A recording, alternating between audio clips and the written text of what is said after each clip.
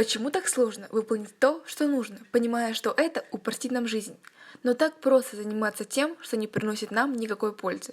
Почему нам легко весь день просматривать ленту новостей в социальных сетях, играть в видеоигры, есть нездоровую пищу, однако так трудно начать учиться, читать книги и ходить в спортзал? Обманывая мозг, все сводится к пониманию системы дофамина, когда вы вовлечены в деятельность, не предполагающую умственного усилия. Конечно, вам понравится этот процесс, и ваш мозг будет выпускать гормон под названием дофамин, и поэтому вы будете чувствовать себя хорошо.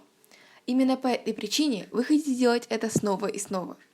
Я начал думать о том, как я могу использовать эту систему и поставить ее на место, когда дело доходит до выполнения трудных задач. И вот я пришел к первому трюку – это позволять себе веселиться при выполнении трудных задач.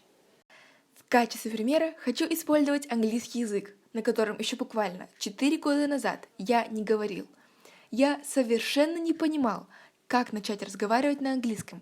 Таким образом, мне пришлось делать то, чего я не хотел делать, чтобы свободно говорить по-английски.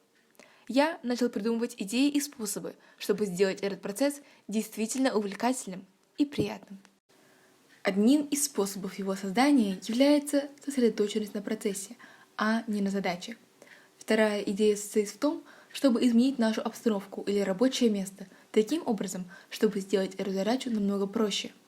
Идея заключается в том, чтобы использовать физические сигналы и заставить ваш мозг выполнять эту деятельность. Например, если вы хотите прочитать больше книг, положите книгу туда, где она будет более заметной для вас, чтобы вы смогли заставить себя прочесть ее.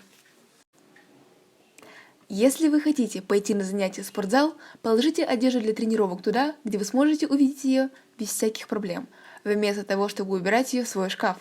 Позже вы поймете, в чем смысл того, что вы делаете, так как вы создадите меньше препятствий между вами и вашей задачей или тем, что вы хотите сделать. Если вы извлекли что-то полезное из этого видео, я прошу вас нажать на кнопку «Подписаться», потому что каждую неделю я выпускаю подобные видео, где рассказываю о продуктивности и о мотивации, поэтому я могу помочь вам стать продуктивным человеком, достигать ваших целей и ваших мечтаний.